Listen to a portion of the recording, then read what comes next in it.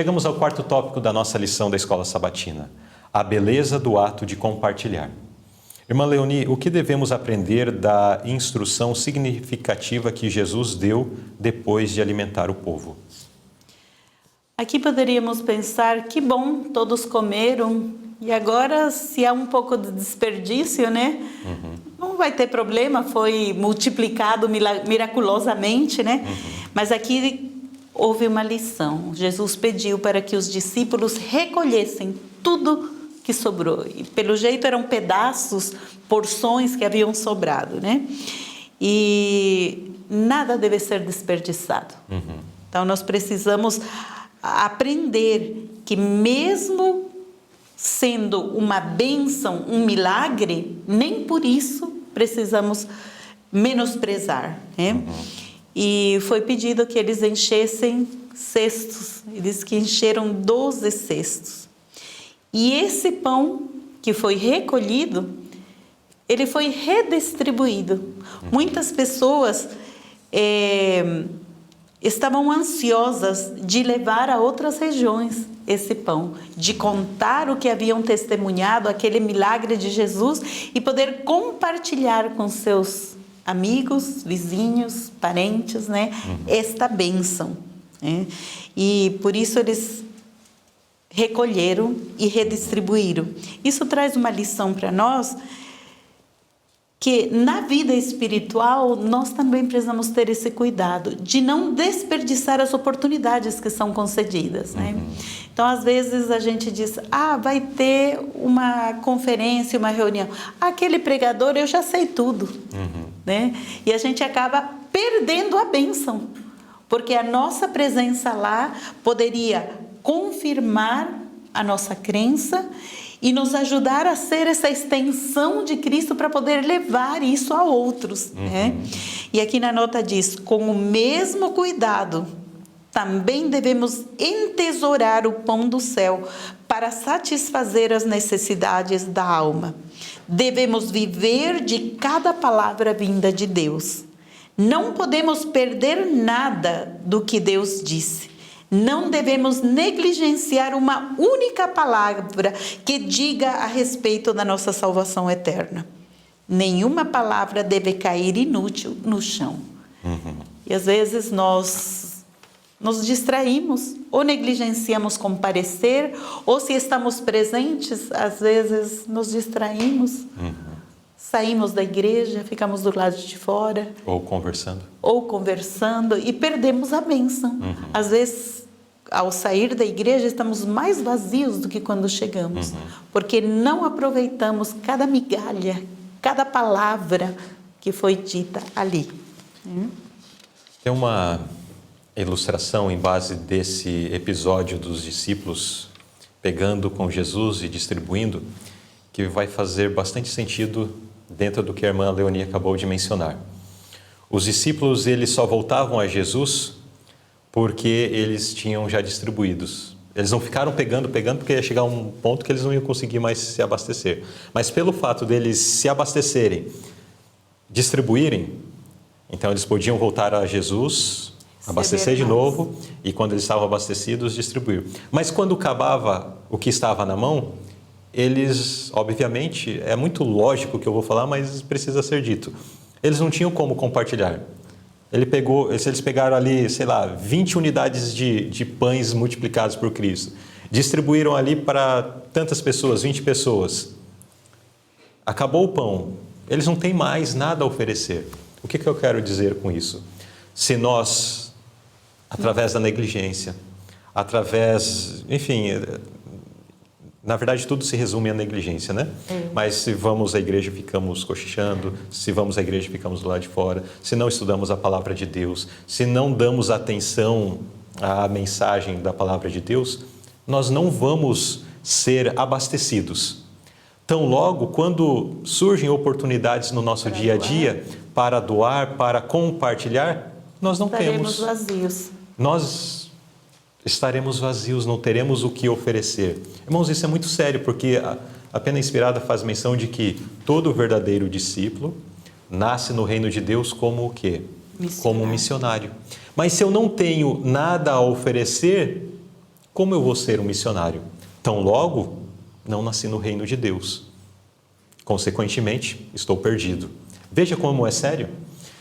Se eu não tenho nada a oferecer, significa que eu estou vazio. Se eu não tenho Cristo a apresentar às pessoas, eu estou vazio. E se estou vazio de Cristo, qual é a minha condição? Perdido, sem esperança. Veja quão sério é essa questão. Parece uma história não. Parece apenas um registro de um evento que foi muito interessante para aqueles que presenciaram e estavam lá, mas traz uma lição muito importante. E espero que isso incomode você que está nos acompanhando, que me incomoda também, no sentido de buscar alimentar mais a minha alma com o conhecimento da palavra de Deus, com a comunhão com Cristo, para que diante das oportunidades que surgem no nosso dia a dia, eu tenha o que compartilhar. E todas as vezes que eu compartilhar e procurar me alimentar, as pessoas que recebem desse compartilhamento são abençoadas, mas muito mais abençoado somos nós, que estamos fazendo essa ponte entre, por assim dizer, entre a fonte e aqueles que estão sendo beneficiados, como foi o papel dos discípulos, né? Nesse episódio. E aí se cumpre esse tópico, né? A beleza do ato de compartilhar, Sim. né? Essa beleza que suprindo, você é suprido para suprir novamente. Agora, pergunta B. Mesmo quando possa parecer inconveniente ou impossível, que qualidade cristã devemos cultivar? Aqui nós somos incentivados a cultivar a hospitalidade em suas mais diversas formas, né? Isaías 58 nos apresenta algumas, né? Soltes as ligaduras da impiedade, que desfaças as ataduras do jugo, que deixes livres os oprimidos e despedaces todo o jugo. Que repartas o teu pão com o faminto, recolhas em casa os pobres abandonados, e quando vires o nu, o cubras, e não te escondas da tua carne. Então, são essas diversas formas que fazem com que a nossa luz finalmente brilhe, né? Diz, então romperá a tua luz como a alva, né? Então, assim nós poderemos deixar que a luz divina seja refletida por nós, né? E 1 Pedro nos aconselha, sendo hospitaleiros uns para com os outros, sem murmurações. Parece até desnecessário esse detalhe, né? Mas muitas vezes a gente até recebe, poxa, de novo, mais uma vez. Então a gente fica às vezes murmurando, né? Isso. E aqui diz que em toda emergência devemos buscar a ajuda daquele que tem recursos infinitos ao seu dispor. Quantas vezes nosso coração se entristece por vermos as necessidades dos pobres, dos ignorantes e dos aflitos. Em seguida perguntamos como nossa fraqueza e nossos recursos escassos poderão suprir essa tão grande necessidade? Mas a ordem é, dai-lhes vós de comer, né? Vamos fazer a nossa parte. Tem um pastor que conta uma história do beija-flor, que ia apagar um incêndio na floresta. O elefante riu dele, mas como com aquela gotinha no bico ele ia conseguir apagar o incêndio? Mas ele deu uma lição, estou fazendo a minha parte. Né?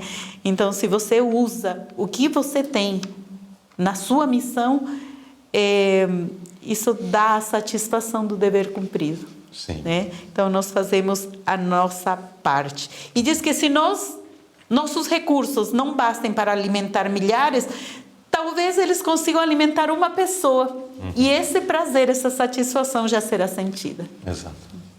Muito bem. Então, aí nós vemos que precisamos ressuscitar em nosso meio, né, essa prática da hospitalidade. Houve uma época onde isto era mais visto, mas hoje se pratica. Na lição do trimestre passado, se não estou equivocado, mencionou num momento sobre uma falsa hospitalidade, que é a hospitalidade que nós praticamos apenas para os nossos amigos e para aqueles que são próximos de nós. Mas isso não é uma hospitalidade, isso daí você só está se confraternizando com aqueles que são próximos. Alimentando sua vaidade, né? E no final das contas, alimentando a vaidade. Agora, aqui está falando de você atender aquele que não tem a possibilidade de, em outro momento, te retribuir o favor, de em outro momento fazer algo por você também. Está falando de simplesmente você ajudar e ponto, né? Eu sei que isso não é muito fácil, porque às vezes nós ajudamos, não, tudo bem, eu ajudo de uma forma bem liberal. Mas no momento que daí você passa por uma situação, você fala, eu vou pedir uma ajuda para fulano de tal, porque no outro momento, quando ele estava precisando, eu ajudei. Daí você pede ajuda, a pessoa fala, eu não posso e tal, tem compromisso. Fala, mas que pessoa ingrata, eu ajudei ele no outro momento e agora não pode me ajudar. E finalmente você joga por terra todo o trabalho de hospitalidade que havia feito anteriormente, né? E um último aspecto que eu gostaria de mencionar ainda referente a isso, que a hospitalidade ela se demonstra em múltiplas faces, né? Ela não é restrita apenas a trazer alguém para dentro do seu lar, mas é você atender às necessidades das pessoas. Em alguns momentos vai ser isso, né? Mas em outros momentos vai ser você oferecer um prato de comida para alguém que lhe pede, no outro momento vai ser fornecer o agasalho, no outro momento vai ser fazer tudo isso com uma família ou com uma pessoa. E nós precisamos, de fato, desenvolver e fazer renascer no nosso meio a hospitalidade. Essa é uma característica cristã. Sim. E a palavra de Deus ainda diz que muitos fazendo isso tiveram o privilégio de hospedar anjos em seus lares. Que Deus nos abençoe e nos ajude para isso.